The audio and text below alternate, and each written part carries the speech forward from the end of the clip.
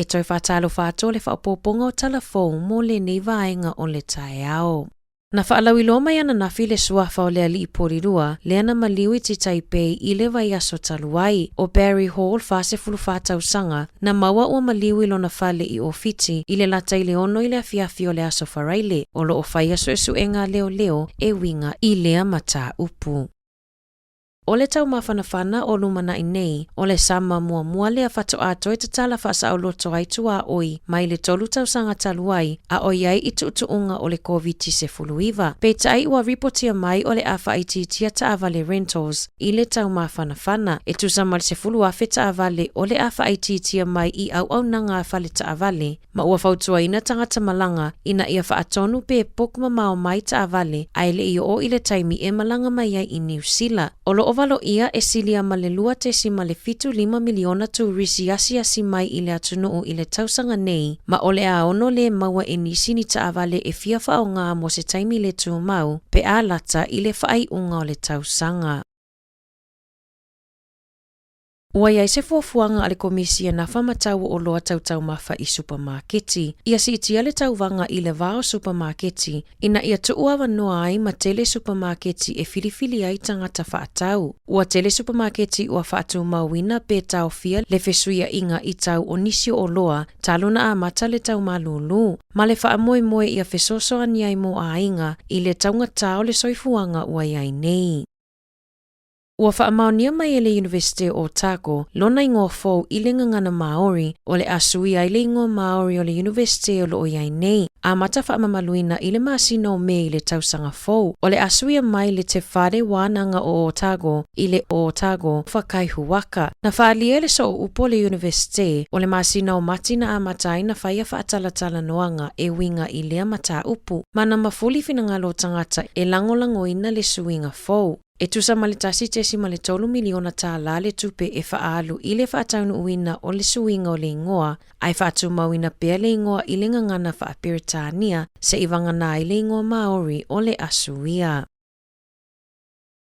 E o mai le po ana po, e le ima whaiona whaailoa mai e leo lo suesueina le mata upu i le vao le tamaitai minista ia Kiri Allen, manisi o lana au whainga luenga, e winga i se whe autustusia na lafo e le matanga luenga o pisinisi, whaafotunga o mae fau manga luenga le MB i le tamaitai o Kanoa, e au fia i le minista. Ua whaalia se finangalo le so upo le pāti o le National, Simeon Brown, e tatau na whaailoa whaalawa i tele le whe autustusia, na whesilingia e Brown leo lo suesueina le mata upu ia Peter Boschia, le mafua anga ua le whaailoa ina i le whe autustusia, peita aina tali i fwe whaapea, e le aiso na tali tonunga e iai se tāua i whinaunga whaalawa i tele. Na whinau Brown e tatau na whaalawi loa, ona ua tele vai aso o alia e mai whaafitauli i le vao Ellen ma nisi o lana au whainga luenga. Pe ona suesue e le staff, nisi o le ofisa ua whaasea ona o le lelelei o le vā, ma le tamaitai minista.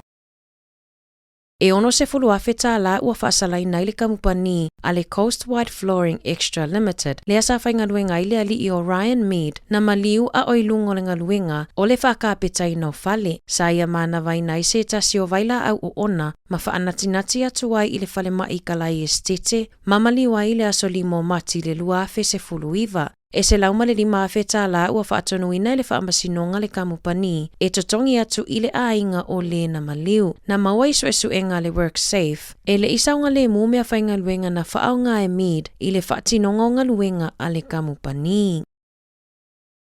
O le a whaatuaina maua e tangatanga sengase i Wellington e male motu i saute, i unga o suenga o totona whaia, ona olo o tāpena le au whainga luenga a le Awa Nui Labs, e whaia soro te e mo aso e wha. Ua talo sanga le au whainga luenga mo se si itanga i o la tutotongi. Ia tūlanga tutusa ma le lua tolu te si ma le 5% o tangata lautele, lea e o atu i le ono afe tāla, e sili ai totongi i le tausanga. Olo o tapunia au nanga a le Awa Nui Labs i le aso, whaapea le aso atai au ma le aso ngafua, ma le aso luo le vai aso fau. Se i wangana inga senga siti ngā ina e mawhai, ona whaatau nuina pea suenga o toto. O le atapunia la a le au nanga i Wellingtone, ne le sone, kalai estete, o Otago ma Southland, mai silia ma le 5 se lau tangata i le uni, o le a wai i a solo te.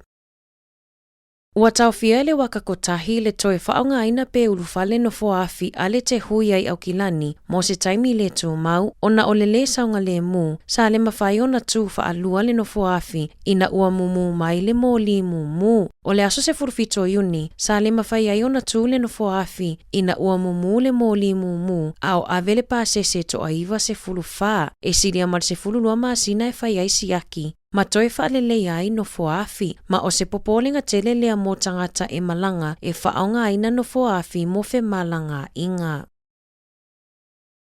O lo oia I pea le atunu ui le tau malulu, ai ua whaatuputupula ia fo I whaafitau li o fale, e le o whaamawhanawhanaina e landlords, po oi la tau e anaina fale nofo mautotongi. I se whaamatalanga se tasio tina e no nofo malana whanau I se fale I New Plymouth, e whaapea o le fale tolu potu moe o lo ono nofo ai, e mo moe uma I le potu malolo masiana whanau, o nai malulu tele potu ma te tele ai le lenga, o lana whanau to o lua e maua uma I le maisela. O le popolenga tele na iai I la la tofo mai whaale ainga, na whao o aile mata upu ale tina I le te whatuora, Ia o atuai nisi a sia le fale, ma wa ai I le tūlanga saunga le mu o lo iai, mo le soifua malolo ina o le tina ai maise tamaiti, e lima se lau lima se fuluta la le tau e totongi I le vai aso mo le fale. Na mawhai ona o atu le Wise Charitable Trust, e whaia le asia singa I le fale mawhai ai se ripoti, peitai, na whaate ia le tina ina ua pāsia le tūlanga saunga le mu o le fale, ma whaapea mai o o au sia le tūlanga o tuutuunga o fale e tatau ona iai I New Zealand, e uina la foa I whafofa maluma mea ta aloa tamaiti, ona o le te tele ai o le lenga.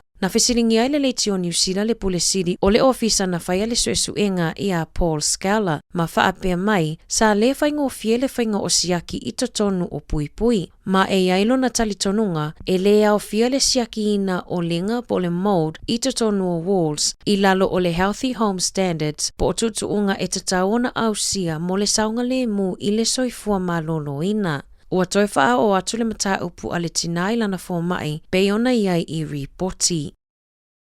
O le vaiaso nei le malaiwa lele whaavao malo I au kilani, o le a tele na whaongai nai le ngangana Maori po o le te reo, e whaafelo ai ai pāsese malanga mai, ma whaamawai ai I tangata malanga ese atu male atu noo. Ma o loo fofonga ina e tamaiti e to alua, se furuli matausanga o Salm a Fina Mahanga mailea o ngā mawalunga manurewa, fitu tausanga o Marlo Era Raid, mailea o ngā tulanga lua a Ormiston Jr., Manisio lau whainga luenga I a mātai o Māsina, ma Gabrielle Thompson, I lunga o si pika te tele I le malaiwa a lele. O le amatanga le o le whaamamaluina o le matariki, le ai whaamanatuina I le aso wharaile nei, ma ave ai le aso malolo I Aotearoa. I se whaamatalanga mai le pulesili a le malaiwa a lele, Carrie Huri Hanganui, o se taimi tā ua le nei mo le toa tele o lana au whainga luenga I le malaiwa a lele, ma o se whaalo alo lea ma se fianga, e whaasoa tuai matangata lau tele, le tā ua o le aso mo tangata Maori, whaapea tangata uma o Aotearoa. Tala Fou ia mai le si ufofongo le lau mua mo le nei vaenga o le tai.